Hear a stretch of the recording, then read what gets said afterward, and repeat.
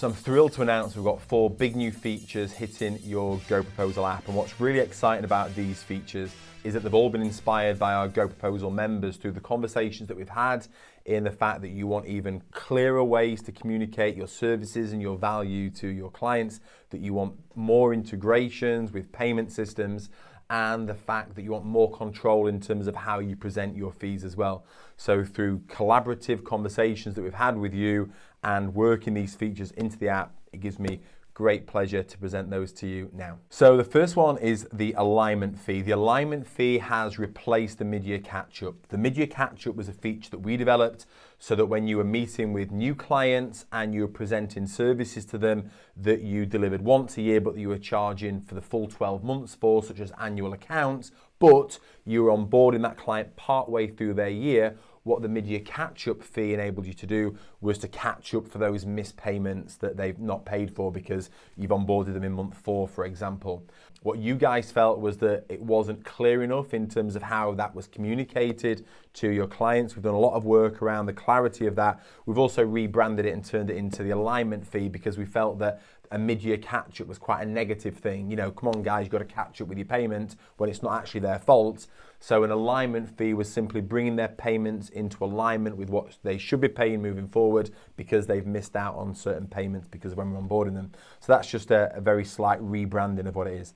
When you come into here, it's in the exact same place. So pricing tool setup, alignment fee, all of the settings that you've got will be there originally from the mid-year catch-up fee. So applying it to specific line items and to certain proposals as well. Also, if you remember, you had 2 other features, which was how the mid-year catch-up text was presented, which is down here for you, and also the minimum term amount in month. We've grayed these features out and we've dropped them down. The mid-year catch-up explanation will no longer take effect because it's been overridden by the alignment fee explanation. But if you had changed that and you want to pull some text from that and copy and paste it into there, that's why we've kept that for you. We also think the minimum term amount is an outdated feature as well, and it should always be set to 12 months. So we'd encourage you to do that, but if you wanted to change that to a lower amount, then you've still got that control in there. But we've set these as legacy features now, just drop those down. That's just a by the way. So let me show you how these now get presented to your clients because they're far, far clearer. So let me show you how that's going to take effect in a proposal. So I'm going to select some annual revenue here, and rather than it be for the full 12 months of the year, I'm going to drop it back to cut off a few of those months. So that will activate the alignment fee. I'm then going to come and select some services, some of which will not be affected by the alignment fee, but I just want to kind of show you how that's going to be presented. And some of them will be, such as annual accounts, director's tax returns will, because that's what we've selected here. And let me get a calculation for this. So now you can see the alignment fee is kicked in. I'm just going to show you the full set of services here, because what this now says is, look, payment for annual accounts and director's tax returns are calculated over 12 months. As we're onboarding you after month 4 of your financial year, there is a prorated amount of £644 to pay. You have 8 months remaining of the year. How would you like this to be paid? And they can either choose for that to be a one-off payment, or they can spread that payment over the 8 months. So again, just far greater clarity as to how that's presented. If you want to change that text, it's very easy for you to come here and change it. You can see you've got some merge fields here that's pulling in services that's affected by the alignment fee, amounts and month left, etc. So you're very welcome to come and change that text. If you overwrite anything that we've done, you want to put it back, we've put that text for you here, so you can just copy and paste that straight back in and that will work for you. So that's how it's now presented in the proposal tool. So you should have greater confidence to communicate that to your clients. And let me show you how that looks in the proposal itself. So if I just scroll down to the payment page, you can see that it's got all the costs here. You can see that the services that are being impacted by the alignment fee have now got an asterisk next to them. It's now very clear as to which services the alignment fee affects, but it also clarifies that here.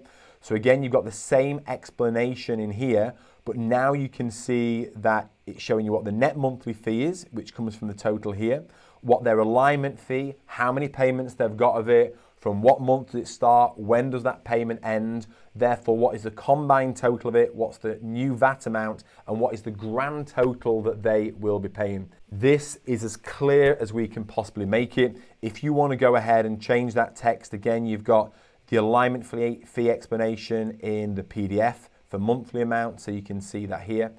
If I was to come back to this and just scroll up and say they're going to pay it as a one-off fee instead, when I come down to the proposal tool, you'll see that it just appears in the one-off cost. So the alignment fee appears now in the one-off cost table instead, and there is a much simpler explanation because obviously it's covered off with the total and the VAT in here.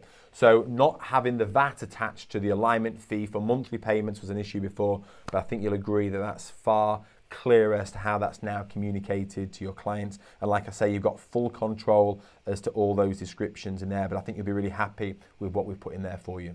Section subtotals is a feature that many of our members have been asking for. So rather than presenting the fee for every single line item, they just want to show a fee for that section. So for example, bookkeeping would be a really good example of this because you may have kind of 6 or 7 items that have been selected, but you don't want to show a price for those. You just want to show this is the price for bookkeeping. So we've enabled section subtotals now. So if you come to the configure pricing settings page, the first thing you'll notice is a slightly different layout of this page. That's just to make things much more clearer because we've got a lot more control in here now for you. It was a big long list before, so we've just laid it out slightly differently, but it should be really obvious to you as to what that is. But if you can see, I've selected enable subtotals per section. So now if I come through to line items, you can now see that we've got an additional box that says, do you want to show a breakdown of the fees in the proposal, or do you want to show a section total only? So if I come through to, let's have a look at something. Data collection is what we call our bookkeeping service, so I will show a section total only for that.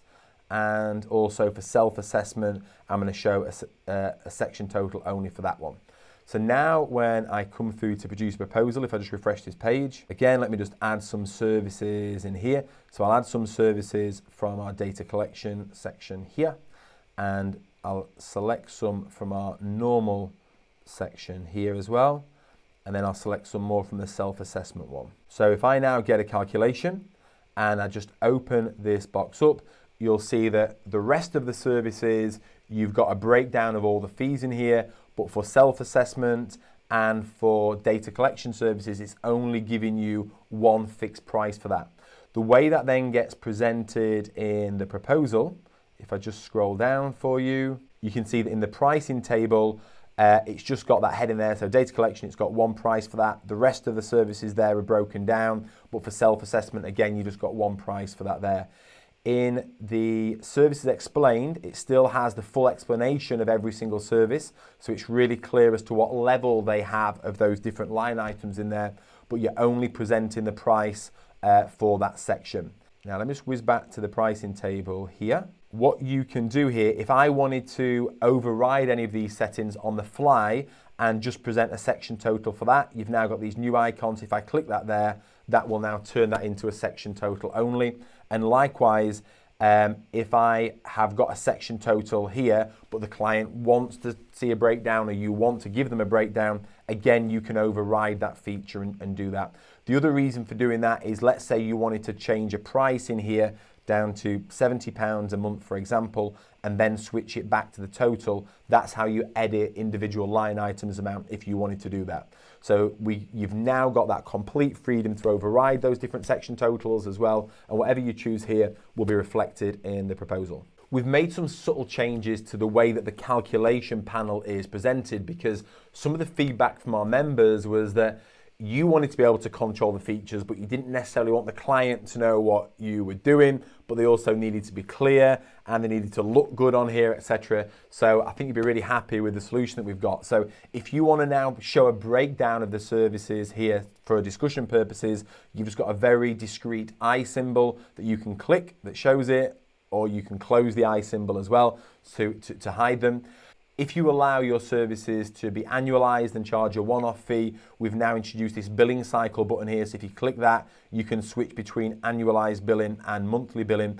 And likewise, the other one was, do you want to show the fees in the proposal? So obviously in the back end, you get to control whether you show a full breakdown of fees or totals only in the proposal, but there's always those scenarios where you want to override that for specific clients, either because the client has requested that they want a full breakdown, or you've decided you don't want to show them a breakdown, or whatever that's going to be. So again, we've just got a very discreet button here that says fees in the proposal. So if I click that, I can now switch to show totals only, and you get the total symbol there, or I can switch it back to show full breakdown. But again, this is kind of a very discreet way of presenting great control to you, that you know what's going on, but you don't necessarily have to kind of show your hand to the client if you don't want to. So hopefully you're really happy with how that now looks. A key integration that a lot of our members have been asking for is a Go Cardless integration. Now, we're huge fans of Go Cardless here at GoProposal, but also in our accountancy firm as well, because it gives you control as the accountancy firm to manage how those payments are coming to you, so that once the client has signed off their mandate form and have agreed that that payment can come through to you, if next month or next quarter you have to adjust their fee because they've got a new member of staff, Go Cardless makes that so easy. You simply tweak the invoice with a new amount and that payment will automatically come to you. The other thing that's great about Go Cardless is the payment gets to you fast and the fees are low. So for us, if you're an accountancy business and you're looking for the very best payment solution, it's what we use, we've always used it, is Go Cardless. So let me show you how this integration works really well. So if you come through to the integrations page here and click on Go Cardless here, you can activate it really simply here. And there's two different ways how the Go Cardless integration works. So if I copy and paste my direct debit mandate link into here, and then I choose which proposal this is going to be applied to, such as the new client proposal, or I can say all proposals, that's entirely up to me, and hit save. If I now come and have a look at this proposal type and open it up here, what you'll see now is that that client will be automatically redirected to your Go Cardless mandate link. However, you could achieve that before with GoProposal, because you could just copy and pasted the link into there. What we've now got is this new panel which provides a bit of a segue. So rather than the client accepting, then you hit them straight away with their payment link, what you're doing is you're segueing that with a nice little presentation, thanking them for accepting the proposal, and then transition them through to their Go Cardless link. So you can edit this text in here if you wish, but it's all set up to work really nicely. So I'm just going to hit save settings on here. So if I go ahead and produce a proposal, ta-da, you can now see that if I go through to my on-the-spot acceptance page and I sign the proposal here and I sign the letter of engagement, it takes me straight through to this panel here where it thanks me for accepting the proposal. It's got this text here that explains about how the payment's going to be taken and that Go Cardless is authorized by the FCA. Again, you can edit all this text entirely up to you, but we've given you a really good start here for you. And it explains that no money is going to be taken until the date shown on their invoices. If you want to change that, you can do, and you can copy and paste the start date merge field in there if you want to be specific about that. It's entirely up to you, but that's a really good description in my mind. And so this identifies what the costs are, what they're going to be signing up for. It shows that it's powered by Go Cardless. If they want to go check out Go Cardless, they're very welcome to. But then all they do is they click here to set up their payment, and that in turn will take them through to your direct debit mandate link. So like I say, this provides a nice segue. So rather than hitting them with a payment link the instant they've pressed accept, they've just got that nice little thank you page. You've got control in here to do that. It's entirely up to you. In our firm, we actually handle it slightly differently, because when someone signs the proposal, we direct them to our website first, where we've got a welcome video, a thank you video in there. We capture some data, and from there, we send them through to Go Cardless. So we have a slightly different route, but what this is giving you is greater control, so you can choose the exact experience that you want for your clients. So thank you so much for sharing your feedback about GoProposal and being such huge fans of what we do. We really do listen to everything that you say. We have a long roadmap of all the features that we want to be bringing in, and we're just really excited to be presenting these to you now to enhance your experience of GoProposal and your clients and your teams as well. It'd be really useful for you to share this video with your teams so that everyone understands how it's going to impact them, so they've got confidence when they're sat with their clients. They're not looking like, where's the mid-year catch-up gone? They know exactly what the alignment fee is and how to present that to your clients. So share that with them, and we look forward to hearing your feedback.